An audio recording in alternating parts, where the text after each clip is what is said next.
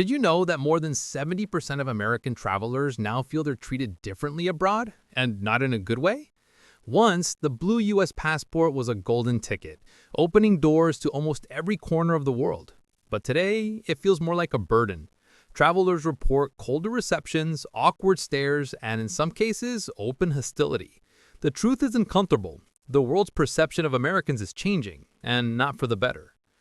Across airports and city squares, the American traveler now encounters skepticism instead of smiles. Online, this sentiment is amplified. Platforms like Reddit and TikTok have turned tourist shaming into entertainment. Clips showing Americans being loud, unaware, or entitled rack up millions of views, shaping a global stereotype that is difficult to escape. What was once harmless teasing has evolved into an unrelenting narrative of cultural arrogance. Innocent misunderstandings now become viral cautionary tales. A parent telling their child to climb the ancient stones of Stonehenge. A woman in France mistaking medieval reenactors for refugees. An American tourist in Brent asking, "Where's the goddamn castle?" Each story may seem trivial, but together they form an image of carelessness and disrespect. Online, these moments aren't forgotten. They're immortalized, reinforcing a reputation that's becoming increasingly hard to shake. Surveys confirm what travelers already feel. Over 70% of respondents believe the U.S. passport now carries a negative perception. From protests outside U.S. embassies to viral outrage in cities like Kyoto and Mexico City, frustration is spreading. Slogans like "Gringo, stop taking from us" capture the resentment toward what many see as cultural disregard. In some destinations, authorities have even restricted access to protect local traditions from over-tourism. This shift in perception doesn't stop at the border. It's now echoing through America's own economy. International rivals to the U.S. have fallen sharply, with an 18% drop this year alone. Hotels that once thrived on global visitors are struggling. From Las Vegas to San Francisco, occupancy rates are at record lows. The service sector, the backbone of tourism, is under pressure. Restaurants sit half empty, and those who depend on tips are watching their incomes evaporate overnight. In cities once known for endless crowds, the silence is unsettling. Servers, bartenders, and hotel staff see fewer guests than smaller tips. Inflation has already stretched family budgets. Now dining out or traveling feels like a luxury. Small, family-owned businesses face bankruptcy as visitors vanish. Local shops shutter and once vibrant streets fade into ghost towns. What began as a dip in tourism is quickly transforming into a full-blown economic crisis.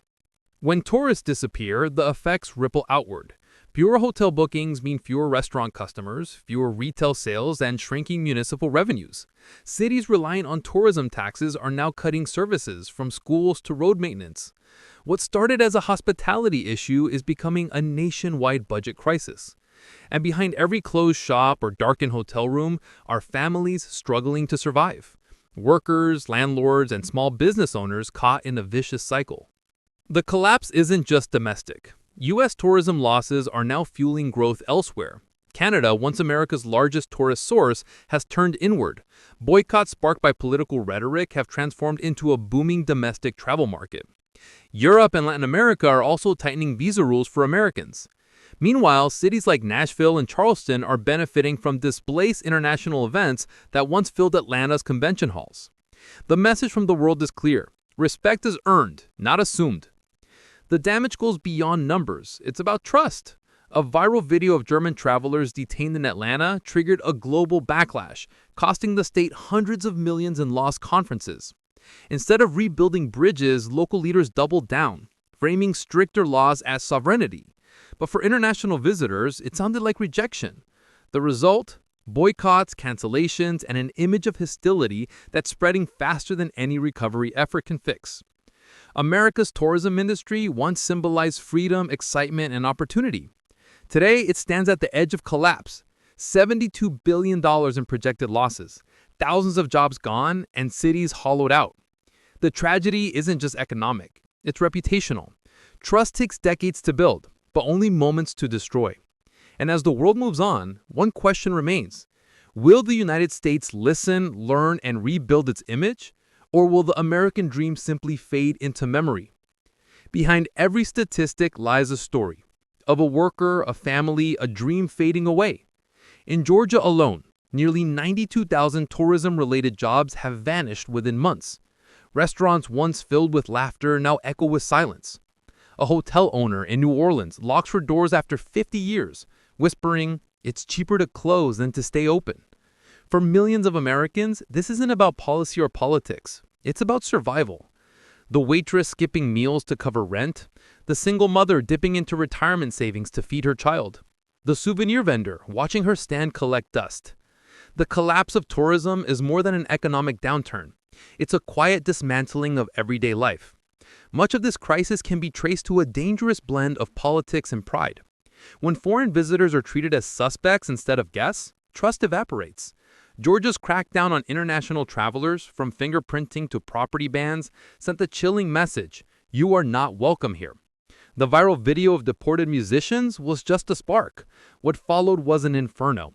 Boycotts, canceled conferences, and a diplomatic freeze that turned a local scandal into an international warning. Instead of repairing relations, leaders doubled down, calling criticism foreign interference.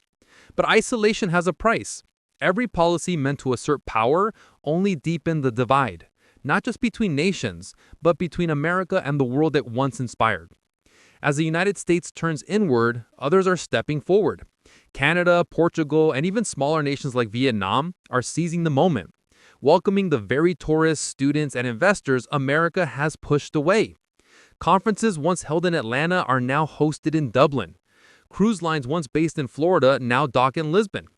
It's more than a shift in tourism. It's a shift in global influence. For decades, America sold a vision of freedom, opportunity, and welcome. But that brand, the American dream, is now being repackaged and exported by others. The question that remains is not just economic, but existential. Can a nation that built its power on openness survive in an age where it shuts its own doors? The world is moving on. And if America doesn't change course soon, it risks waking up to find that the global stage no longer has a place reserved in its name.